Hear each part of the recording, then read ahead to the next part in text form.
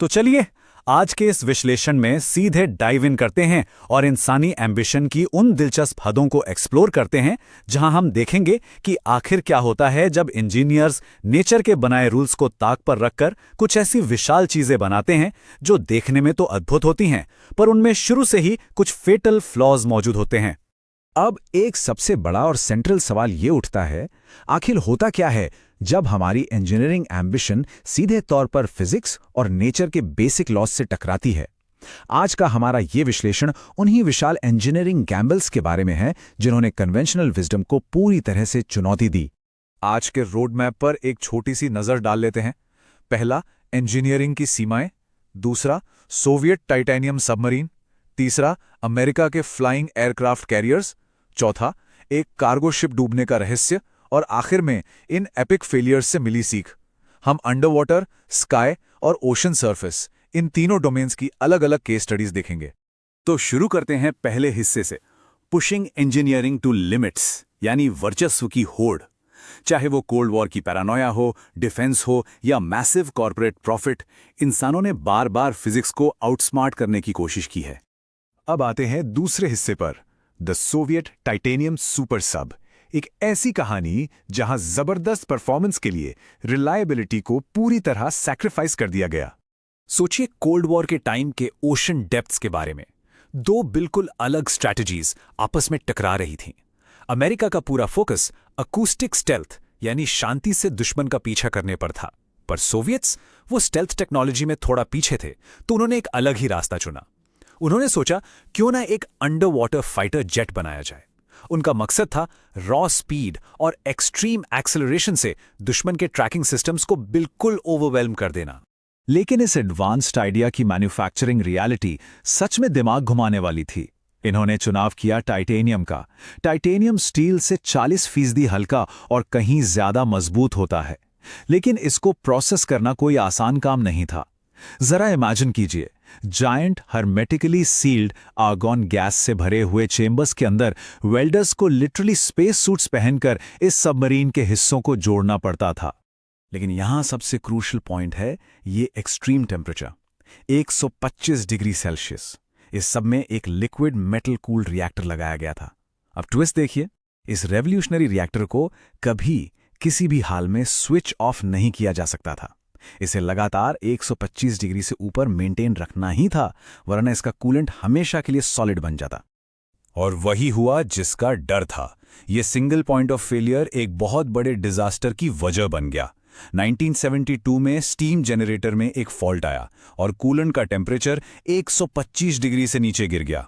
नतीजा, reactor seconds में बर्बाद हो गया और एक इतनी एडवांस सबमरीन बस टाइटेनियम के कबाड़ में तब्दील हो गई।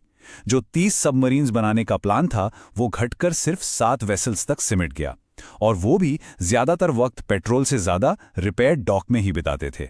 चलिए अब बढ़ते हैं तीसरे हिस्से की तरफ, अमेरिकाज फ्लाइंग एयरक्राफ्ट कैरियर्स, और इसका सबटाइटल है मिसजजिंग द एनवायरनमेंट। अब समुंदर से सीधे आसमान की तरफ चलते हैं। साल था 1929 और यूनाइटेड स्टेट्स ने इंपीरियल जापानीज नेवी को काउंटर करने के लिए एडमिरल विलियम ए मॉफेट के एक विजनरी कॉन्सेप्ट पर काम शुरू किया। इनका आइडिया था यूएसएस एक्रन और मैकन जैसे विशाल एयरशिप्स बनाना जो 3 सिटी ब्लॉक्स जितने बड़े थे। एक कोलोसल फ्लोटिंग फोर्ट्रेस जो मल्टीपल फाइटर एयरक्राफ्ट्स को आसमान में ही लॉन्च कर सके और हफ्ते भर हवा में रहकर दुश्मन की फ्लीट्स को हजारों किलोमीटर दूर से ही स्पॉट कर ले। पर एम्बिशन और हार्श रियलिटी के बीच हमेशा एक जबरदस्त टक्कर होती है। इस टाइमलाइन पर एक नजर डालिए। एक के बाद एक लगातार ट्रेजेडीज हुई। 1932 में एक्रॉन का ग्राउंड स्ट्राइक, 1933 में एक वायलेंट स्टॉर्म में उसकी तबाही जिसमें 73 लोग मारे गए, और फिर 1935 में मैकन का विंड शेयर में फंसकर डूब जाना। ये एकदम क्लियर हो गया था कि ये विशाल मशीन्स भयंकर समुद्री मौसम की मार झेलने के लिए कंप्लीटली अनफिट थीं। बेसिकली इस टेक्नोलॉजी की आखिरकार एक इम्यूटेबल सीलिंग थी। एक क्यूबिक मीटर हीलियम गैस की लिफ्ट करने की क्षमता को फ्यूचर में बढ़ाया नहीं जा सकता था। ये तो प्योर फिजिक्स है।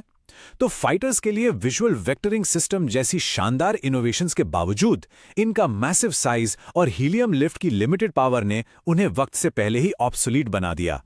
अब आते हैं चौथे हिस्से पर, द अनएक्सप्लेन कार्गो सिंकिंग, जिसका मेन मुद्दा है द कंपाउंडिंग डोमिनो इफेक्ट। चलिए इस विश्लेषण में वापस पैसिफिक ओशन की सरफेस पर आते हैं। सितंबर 1980 की बात है।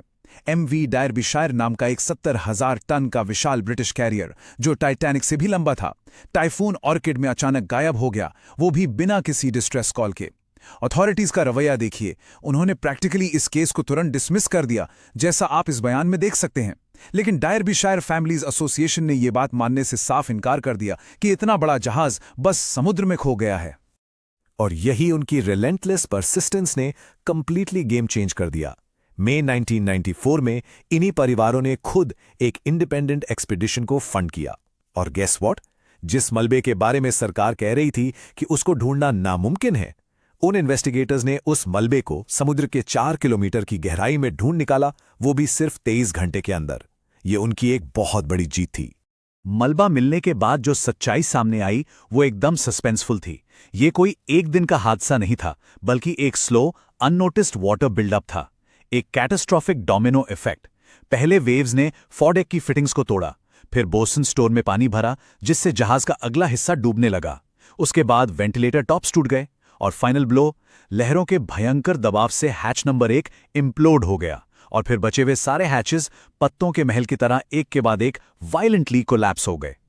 तो बड़ा टेक अवे ये है कि ये डिजास्टर किसी एक मैसिव स्ट्रक्चरल फ्लॉ का नतीजा नहीं था, बल्कि छोटी छोटी ब्रेकडाउन्स की एक ऐसी सीरीज थी जिसने एक इनविंसिबल लगने वाले फोर्ट को तिनका तिनका करके बिखेर दिया। लेकिन उन फैमिलीज की इस मेहनत ने मैरिटाइम इंडस्ट्री को हिलाकर रख दिया।